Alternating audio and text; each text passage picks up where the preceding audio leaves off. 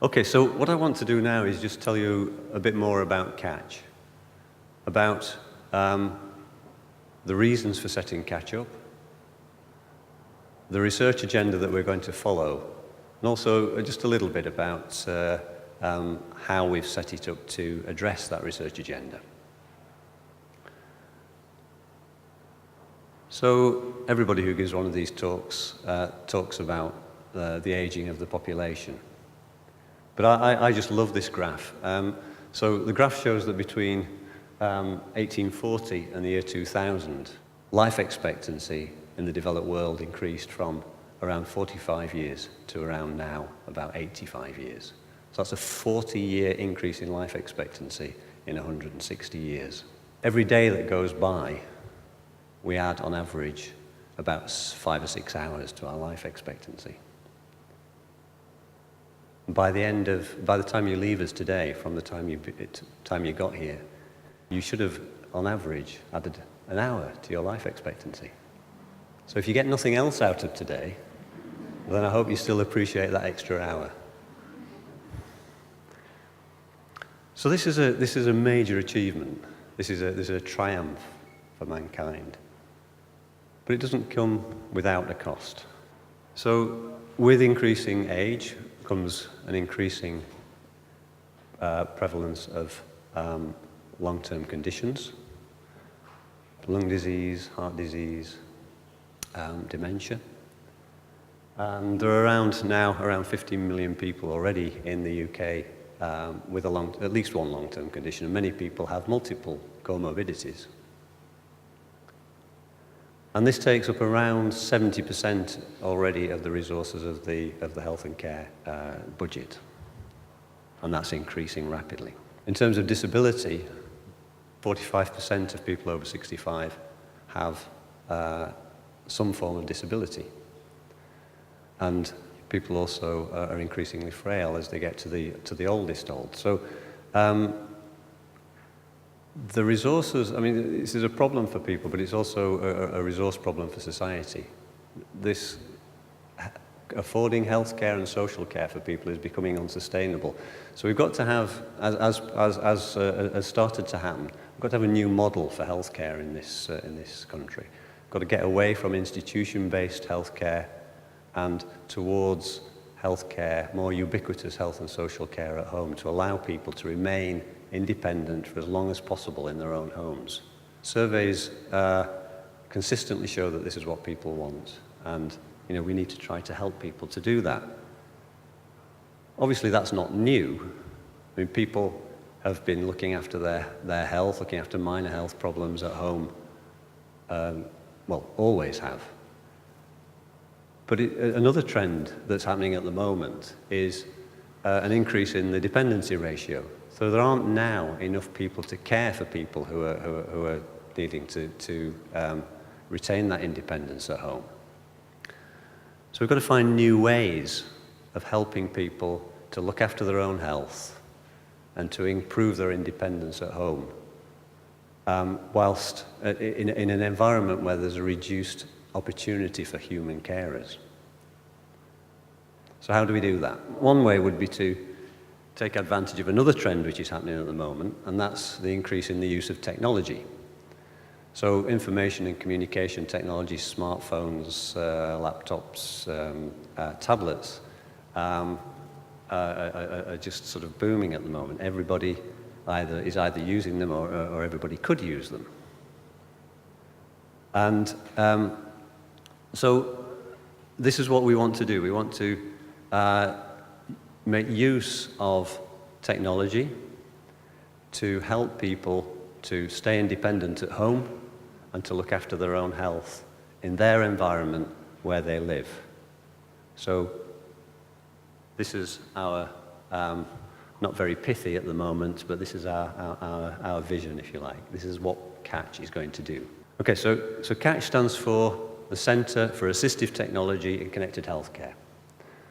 So what do we mean by this? Well, assistive technology is defined here extremely broadly, but basically technology to help people stay independent. And it defines here disabled and older people. The most famous example of assistive technology, perhaps the best known person, the user of assistive technology, is Stephen Hawking. You've probably seen him with his communication aid, the box that talks for him. This is the sort of technology that we work with on one side. The other side is connected healthcare, and you can see a definition there that I made up, but it encompasses things like telecare, telehealth, mHealth, telerehabilitation. There are 1,000 terms that are used for this sort of area of research. It's basically the use of technology to improve the delivery of health and care. So, our research agenda. For Catch, the first thing we need to know about is people. What's people's normal behavior at home? How do people function at home? How does that change when a health challenge comes along? How do people cope with those changes in their health, with the changes in their care needs, with changes in their abilities? What are their aspirations? What are their needs?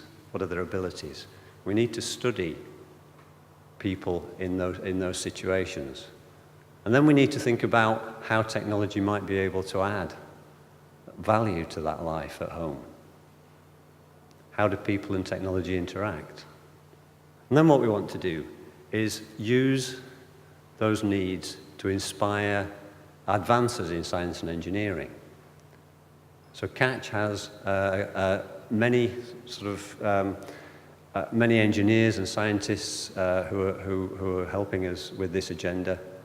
We're hoping that we can use these needs that we identify to inspire advances in engineering science.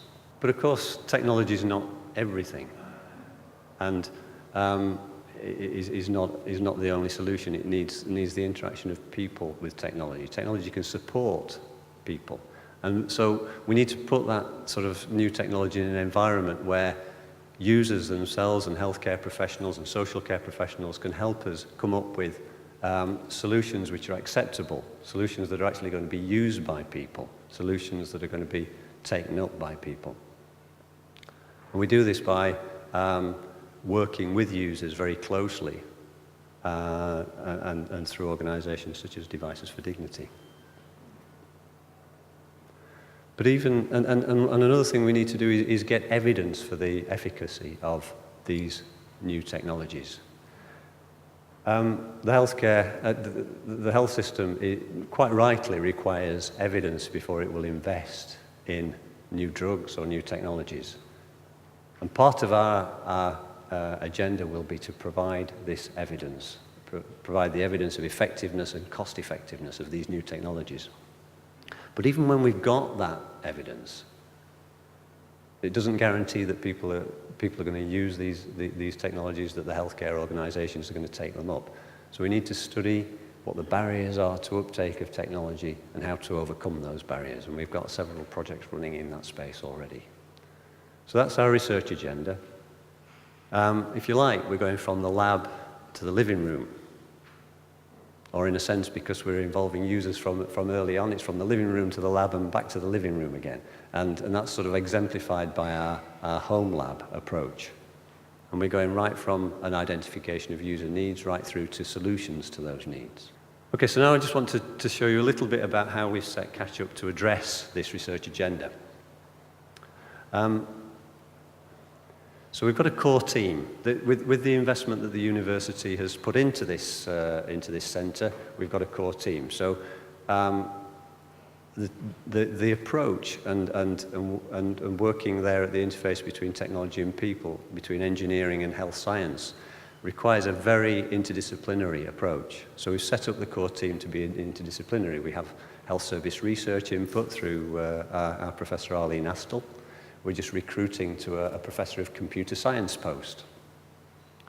We have Abby Millings, who's our lecturer in psychology, and we have a small team of healthcare translational research scientists, I think we're calling them. Yes, got that right. Translational research scientists who are going to work with industry. That's the core team. just as importantly and just as integral to the mission of Catch is all of the academics and scientists who are working with Catch, working within Catch, our membership from around the university. So a lot of the input to Catch, a lot of the work with Catch will be through the SHAR's Rehabilitation and Assistive Technology Research Group, but we will also be working with the Computer Science Department that we've been working with for a long time, with Human Communication Sciences, with Psychology, Architecture, many other departments, to get that interdisciplinary team around the problem and work on those problems. And then around that, we'll also be working externally to the university with the NHS and with other research organisations, with social care organisations, with industry, importantly, to create solutions to these problems and to get those solutions out onto the market. And here's an early sort of picture of the thing that the home lab that Jeff was showing you earlier on. We're creating a home lab. We've got most of it down here today, and I hope if you haven't seen it already, you'll go and have a look around at some of so that's helping us demonstrate some of the technologies we've been working on so far. But that home lab is integral to the way we want to work. We're using it as a focus to bring researchers together with users, together with healthcare scientists and healthcare professionals, social care professionals, to all work together to co-produce these solutions.